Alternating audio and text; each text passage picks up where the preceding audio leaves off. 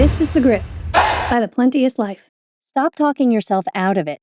Close the inspiration-action gap. Welcome back to The Grip. I'm Becky Henderson, founder and principal coach of The Plenteous Life. You're not indecisive, you're divided. You know that moment, the spark, the instant, yes, that's it. And then you wait. Not because you don't want it, you do.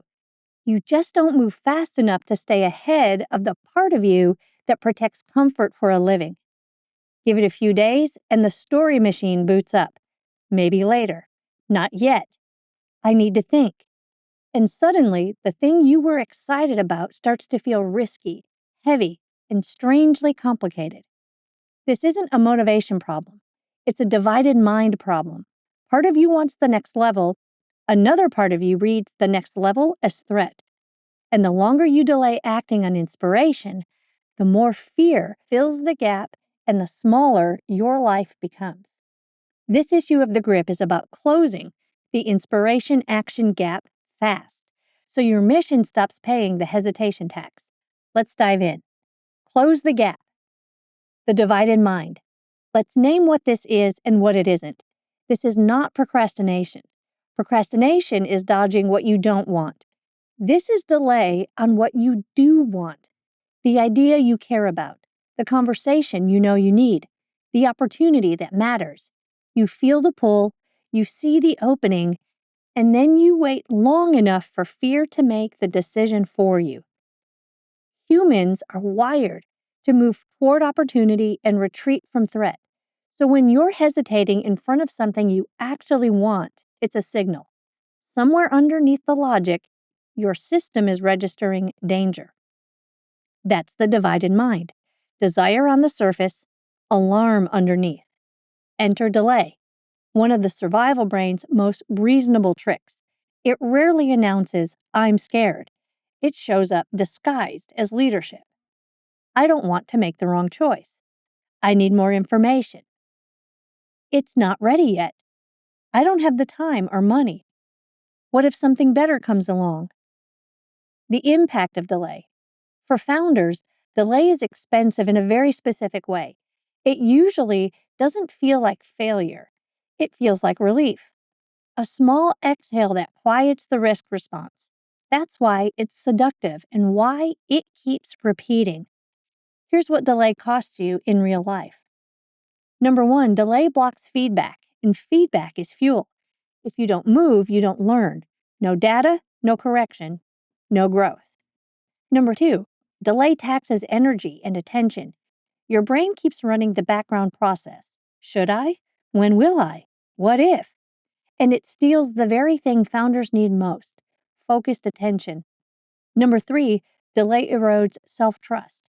Every time you talk yourself out of what you wanted, you teach yourself, I don't follow through. Number 4, delay hijacks momentum. Enthusiasm has a half-life. If you don't move, the desire cools.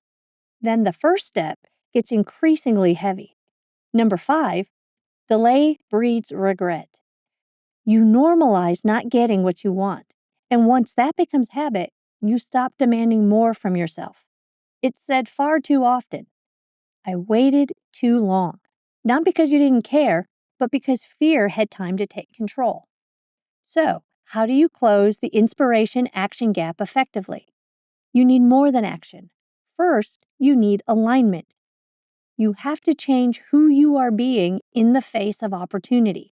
This is the true source of your delay. The close the gap process. Step 1, pick a real opportunity you want but are delaying. Not a should, a real pull, the one that lights you up. Name it in one sentence. Step 2, ask, who would I need to be to make it work? List 10 to 20 traits. Let it be messy and honest. Include traits you've never embodied consistently. Step 3, choose the trait you resist. One trait will make your stomach tighten or your ego flare. That's your edge. That's the identity shift your mission is asking for. Often, it's a way of being you've never allowed yourself to be before. Step 4, ask, if I take on that trait, what action becomes obvious? List 3 to 5 actions this trait would make possible. And step 5, move today. Take one step that gets you in motion with your desired result. Make the request. Have the conversation. Put the stake in the ground. When I wanted to hire my coach, his fee was more than my annual salary. I had no savings and plenty of reasons to not do it. So I asked, who would I need to be to create this fee quickly? I listed 15 traits like responsible, creative, relentless. The one I resisted most was willing to ask for help. It was a hard blow to my fierce independence, and it was also the fastest path, so I chose it. I immediately identified 5 sources of help I could pursue and got busy asking. That's how you stop living split, not by pushing harder, but by choosing a new way of being that can create what you've been missing. It will be uncomfortable. And by being who you haven't been before, you'll create what you haven't created before. Every time you delay on what you truly want, your mind builds a dangerous habit. We don't do big things. Break that habit today. When you get the spark, run this process immediately, before the reasons arrive and comfort lulls you back into captivity. That's how you close the gap.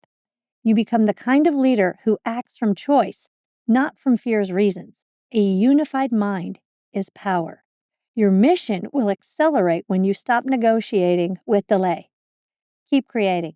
Check out the library of resources we've made for you on this channel and sign up to have additional tools delivered straight to your email box every Thursday. Join us at plenteouslife.com/The Grip. This has been another issue of The Grip. From all of us at The Plenteous Life, may you prosper in every way.